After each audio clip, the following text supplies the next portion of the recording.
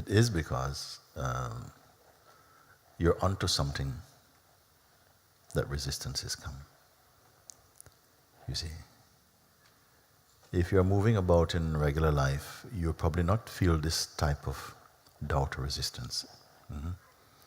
It's only as your attention is turned inwardly towards the source, then whatever was not perceived before now start to come. By the light of consciousness, it's coming now to the surface, and deep feelings of discomfort can come, you see, because you're hitting the hardcore stuff. Now, hardcore stuff is nothing also. It's only something when the person is fighting to stay. The person is fighting to stay. He says, look, I've been with you for so long. You're not going to leave me now. You see? And we are confused because we identify with the person. We being what? The pure self. In the play called existence, gets identified with the personhood. Then it has some affection for what I call the infection. And it deeply believes it is person. I am this person, and outside of my experience, what is there to aspire for? I don't know that place. It speaks like that, you see. That's called sleeping. You see. So, my encouragement, don't give up. Don't give up now. Because if you give up now, that resistance is going to stay embedded somewhere in your consciousness. And you will not come past this limit, this sense of a limit. It's not a true limit. It's an imagined limit. Something will say, no, I don't want to experience that again. And the mind will record it and exaggerate, you see, this sense of struggle. It's a small thing. You must go past it. Every true being who has awakened to the self has gone through these feelings, I'll tell you. Yeah? It can seem like, oh, the rest of my life I cannot spend like this. Like what? In this exaggerated state, you see? So I encourage each person, please be aware of this. You have read, some of you, about the life of the Buddha or of Lord Krishna, of Christ and so on. There are just examples, and many, many others, who, as they were somehow reversing the attention into the heart, into the source, into their God self, so many temptations, so many doubts come, you see. And but you persevere. Why? Because another presence is there that reminds you, keep quiet. There's a passage in the Bible, I remember we were always reading from childhood. They got us to what you would say, we had to remember it. It's a psalm. It says, yea, though I walk through the valley of the shadows of death, I will have no fear of evil, knowing that you are with me. Your rod and your staff, they comfort me. Surely goodness and mercy shall follow me all the days of my life. I will dwell in the house of the Lord forever. And what kind of experience did such words and such plea come in a moment like when you're feeling your weakest? You're thinking, I can't do this. I just can't do it. You see? And I'm feeling even this you who can't do it. You just have to hatch out of this you. It's happening. Grace brought you here. Rumi say also, that which brought me here must take me home. Isn't it? What is this home? Some faraway place? No. Here. When we are not somehow aware of our inmost being, then we are in exile from the true. It feels like that. It's not actually true, but it will be experientially true, because then somehow we're walking in the forest of mind, in a very unstable place. So this is why I encourage you, don't, it is because something is deepening in you that these fears come.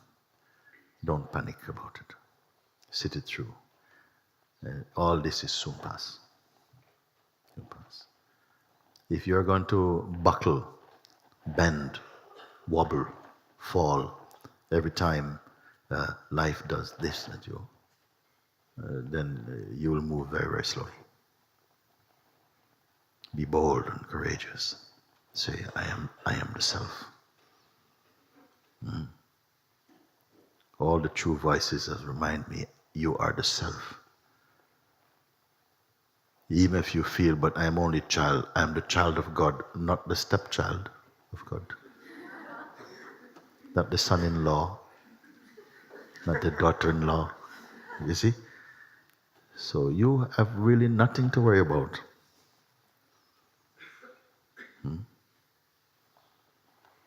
Stay put. Continue in your seeing. I have not asked you to perform any spiritual gymnastics. Just quietly within your own being, allow my words to point you to the place that you can never not be. Only you imagine. And all this world, all of it is dream. I don't dismiss this dream. It's a divine dream. This ordinary seeming world that we see is not the way you perceive it. It's miraculous. It's magnificent. It's divine. It's the body of God itself, the prana of God itself.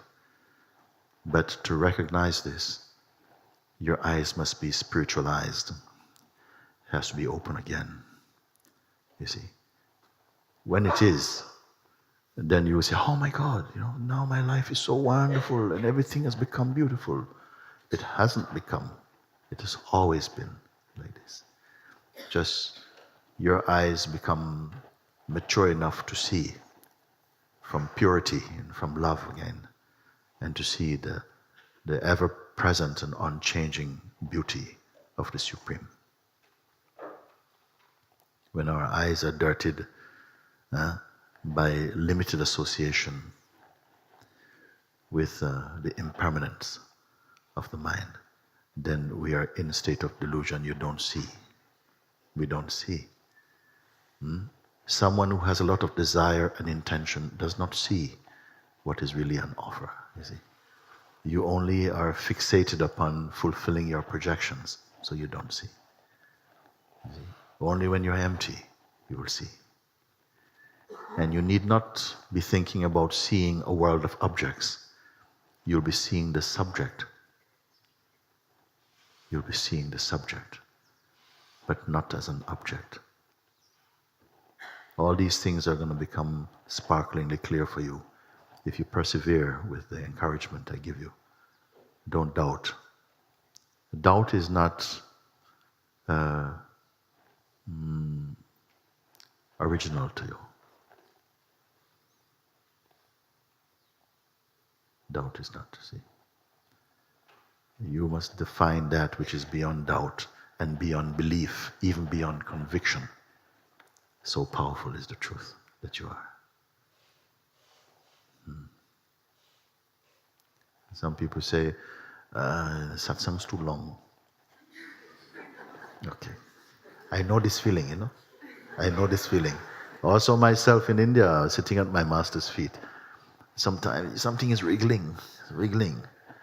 One day I came to satsang already, people were going in, and this idea come, I don't want to go today. I don't want to go today. Today I want to go to the town. So I slipped off. jumped in rickshaw. Going down. I felt great. I felt, wow, yeah, I could have done this a long time ago. I feel the breeze coming.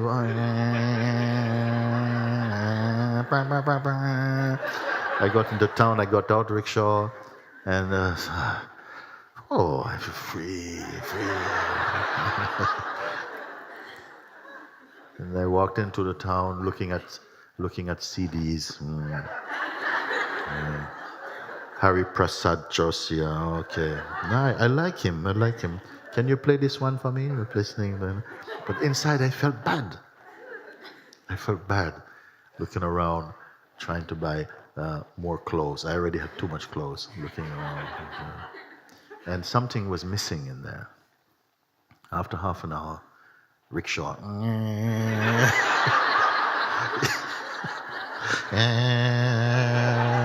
I tell driver, hurry up.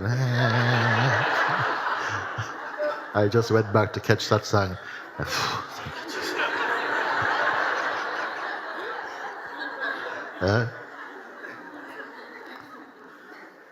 You don't worry, you're fine. Some people, they have only really been introduced to satsang through YouTube, and of course, we are so happy for this medium, YouTube, Myself, I cannot tell you how happy I am. I am not a very technical person. So initially when it was, brought to our attention about this YouTube, it was completely new. And I said, no, not that kind of technology. I'm very, I have this side, another microwave, no. And I said, no, actually it's good, because many people can. So we did one, and then somehow some response came, and it was very powerful, because one person wrote to me and say, I'm terminally ill and I am not able to leave this room in hospital. I cannot go. But you came into my room and showed me freedom.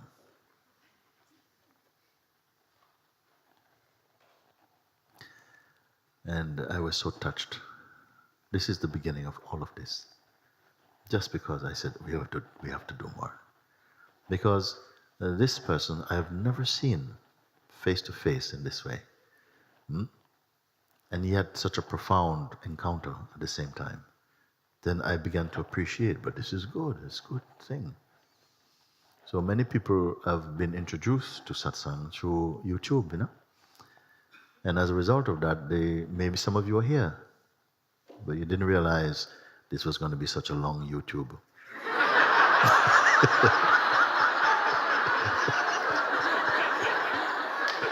Yeah. So they say, oh, no, I can't. It's too long, I can't.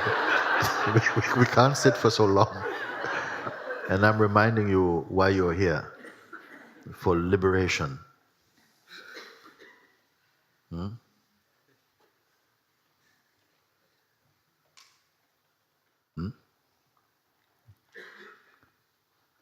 See it through. You may feel, oh, I am going through so much. And I said, it's more that it's going through you. You're not going through anything. You're just here. Everything, the whole universe is going out. And I said, I don't want to emphasize teaching, building up more knowledge, collecting, because we are already constipated with so much information. I don't want to give you more information.